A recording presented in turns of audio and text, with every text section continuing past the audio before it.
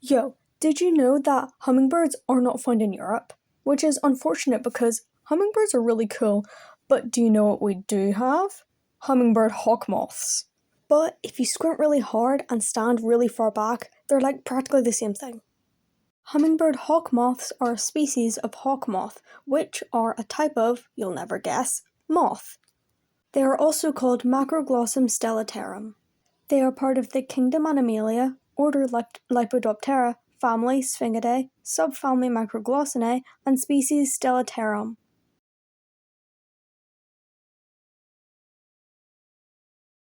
So, what is up with hummingbird hawk-moths? Well, why don't we start from the beginning?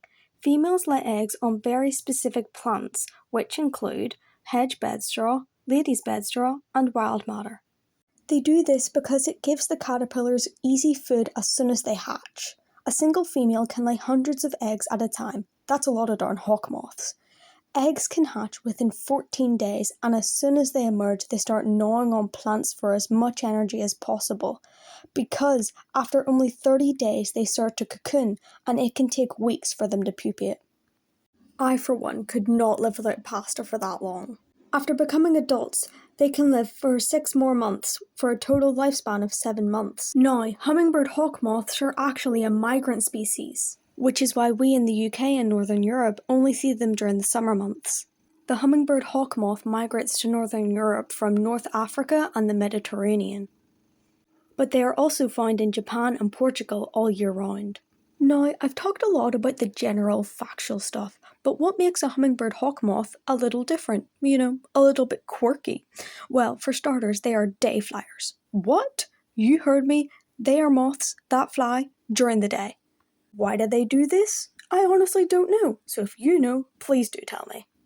Although, I do have an inkling that it is to do with the flowers they drink nectar from, because some types of flowers close up at night. Oh, and I forgot to say, hummingbird hawk moths drink nectar. Hummingbirds. They drink this nectar through a long proboscis, which is around 2.5 or an inch in length, and it's kept curled up when they aren't using it, like a party blower, but a party blower that is also a straw.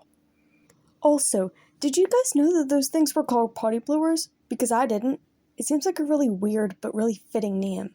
Anyway, you know how they fly during the day, which is kind of weird? Yeah, well, they also fly in the rain. I'm sorry, what? Did Tinkerbell not teach these guys that you never get your wings wet? I mean, come on. Tinkerbell and the Great Fairy Rescue? No? Honestly. But, hold up. If the fairies couldn't get their wings wet, then why can hummingbird hawk moths? I'm glad you asked. This is something that all moths could do, but most just choose not to because it makes them more vulnerable to predators. You see, all moths have these teeny tiny microscopic scales on their wings. Ever wondered why moths seemingly turn to literal dust whenever you squish them? Yeah, that's the scales. And so what these scales do is they turn the large drops of water into more of a mist so that they can scale better with the hawk moth. These wing scales are also actually really super cool and you should totally go learn more about them. I mean, people use them in art and everything. It's so cool. Now, you can usually find these guys all on their lonely lone, but as you would imagine, when they migrate, they have quite a few friends with them.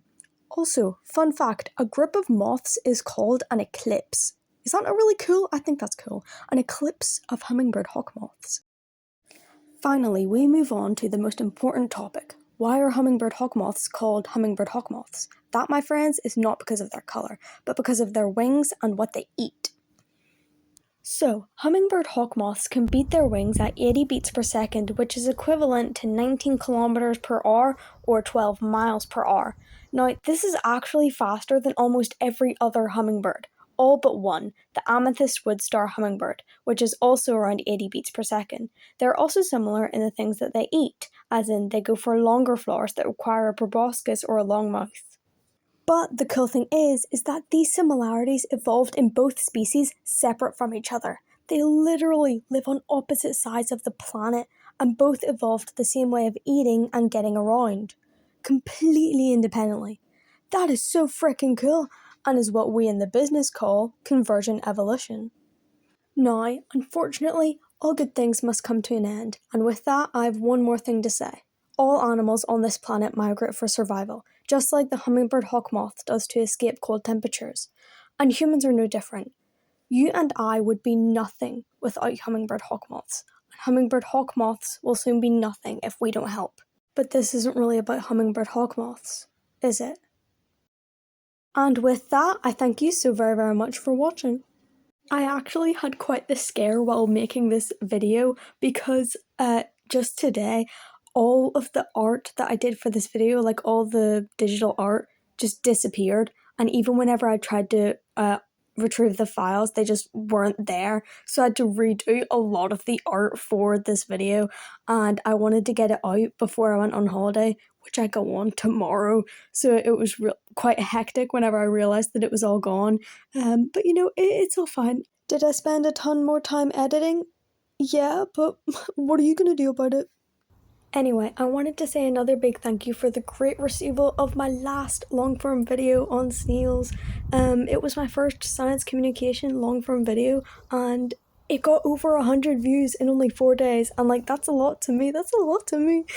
So thank you very much for that, and I hope you guys like this one as much as you liked that one.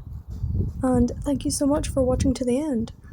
I'm gonna go watch Strawberry Shortcake and drink some coffee now because I have done far too much editing for one day. So yeah, catch you later.